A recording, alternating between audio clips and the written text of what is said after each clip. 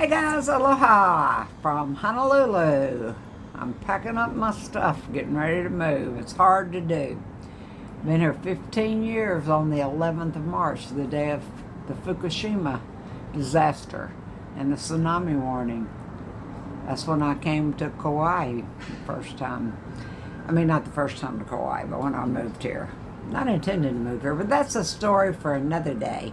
Today's story I wanted to tell you about is the conceiving of my new book. So, starting in 1975, I began my recovery from addiction. 1972, my parents started sending me to mental health professionals, and that's when I first went into long-term institutionalization for mental illness. In 1975, I began in 12-step programs, recovery from alcoholism. And I haven't had consistent recovery since 1975, not continuous, but I've had many different periods of recovery since then. Long-term recovery, double digits, short-term recovery, a year, 2 years, 7 years, lots of recovery. More times sober than not. But I had a lot of relapses. And I began the search for the truth about mental illness and addiction. And in my practice, I became a social worker, master's level social worker, by accident, not really intending to do that. Didn't think I could. I'd been a mental patient for 10 years. Chronically mentally ill, I was diagnosed. If you've read my memoir, Expect a Miracle, you know a lot of my trauma drama. So, hey baby, my dog just came in. So, I have really looked for what really addictions and mental health is all about and mental illness, and I've looked at what will work for solving the issue my whole life. And I've had a lot of problems in 12-step programs, adapting to the groupthink and some of the verbiage and the hierarchy that's often present. Not the principles behind the program itself, but the dogma and the groupthink and a lot of what happens when the people come together, as well as a lot of the pathology that can go on in the meetings and lack of safety, bottom line. So I've always been looking and searching, and I had clinical expertise. I trained in addictions and trauma and the brain and practicing it for over 35 years, almost 40 years, until I was homeless in 2019, and it came time to renew my license, and I didn't have an address. And I let my license lapse. And the only way to get my license back now is, number one, I'd have to accept supervision all over again, 2,000 hours by a brand newbie, and jump through the hoops of the felonies that I have. So I decided to let it go and become a recovery coach.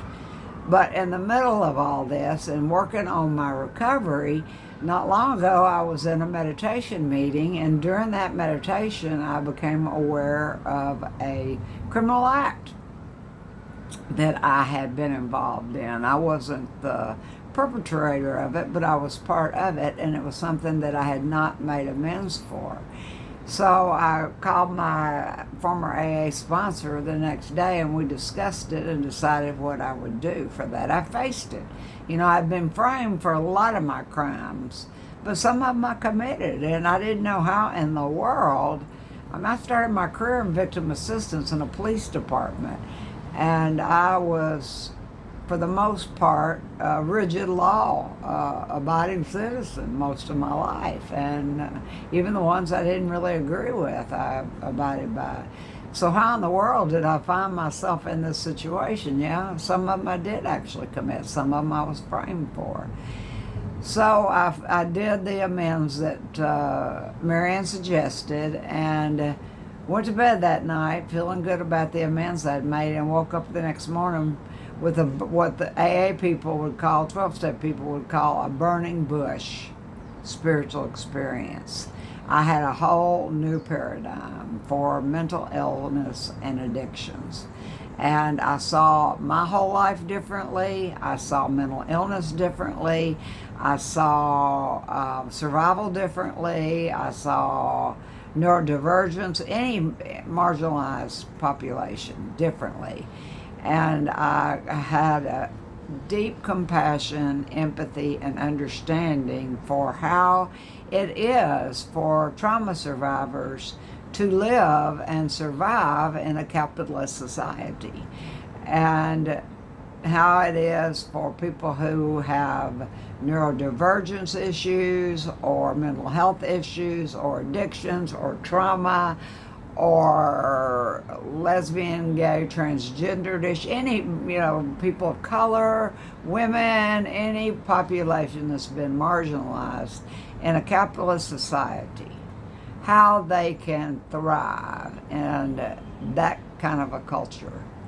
And so I began to do the research around polyvagal theory, nervous system science, brain chemistry, which I studied many years ago during neurofeedback. I actually went to neurofeedback conferences with Bessel van der Kolk, who wrote The Body Keeps the Score.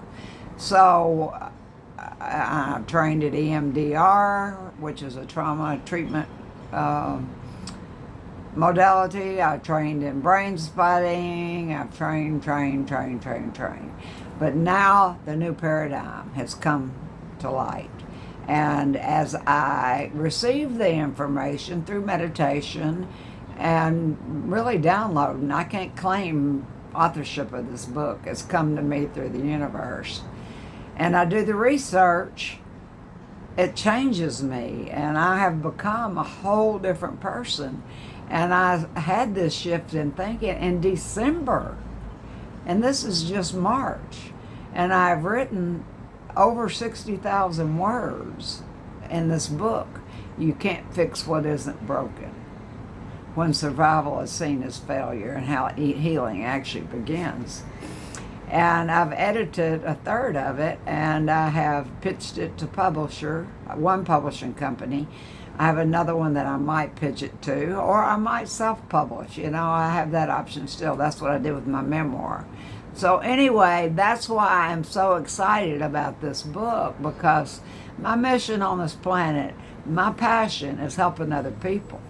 And it's not like helping them get into long-term psychotherapy. It's not helping them give me new cars in my garage. It's not to keep them coming back.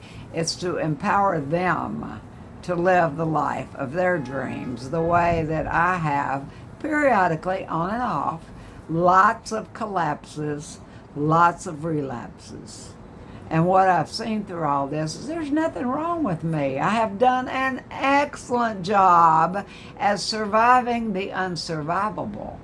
Homicide attempts, houses stolen, identity theft, being framed, being in prison wrongfully and rightfully, having every label, fat, mentally ill, goes on and on and on. And I really believed not long ago that there was something bad wrong with me and I couldn't be fixed. And I know differently today. I don't have any shame. I am so happy that I survived what I survived, and that I'm not a coward, and that I kept going, and I had the courage and the strength and the faith in a power greater than me to survive the unsurvivable. So you see this view behind me, that's Honolulu, and that's you can see the Diamond Head crater. I have a couple months left here. Tomorrow I go see my PO. I have a couple months left on paper, and then I'm not on probation anymore. And I may or may not get the felony expunged. I don't know. I'm going to write my judge again and thank him for believing in me. Peter Kubota on the Big Island. Love the dude. He saw what my old probation officer was doing over there. He saw clearly that there was the me that was wonderful and brought great things to life for myself and other people. And then there was me that was terrorized and addicted, and a bear poked into the corner. He saw that. And he saw what my PO was doing. That PO, by the way, has since retired. Thank God. His name was Norm Isara. He and Courtney Province and Zahava Zadoff and Caroline Dunn Lopez, along with Bill Hooker and some others, really thought they could bring me down, man. But you know what? The universe has a purpose for me, and bless them. You know, I send them love and light, and I thank them, because what they did to me, I thought, was really for me, because they gave me the experiences that I needed to heal and become the woman I am today, and be able to write and publish this book and help so many people that are going through the insanity of our world today. So thank you guys for listening. I'm going to see if I can upload this video, and wait till you see the new view I have. I'll post a picture later today. The new view is not from the 23rd floor of a condo in the most densely populated part of Hawaii. The new view is the woods and a creek and deer, and safe, really safe. This has been safe though. Honolulu, Oahu has been really good to me. And leaving Hawaii after 15 years, oh my God, what a hard thing to do, and to move across the pond with my two dogs that are Big Island dogs, man. They are Hawaii Pori dogs. It's a big deal, and it's not easy. I'm grieving Hawaii already. I know it'll be hard when I get on the plane, but when you serve Spirit, you go where Spirit wants you to go, right? Aloha, guys. Have a great day, and I'm going to eat my southern breakfast of biscuits and gravy and eggs. Love you guys. Aloha.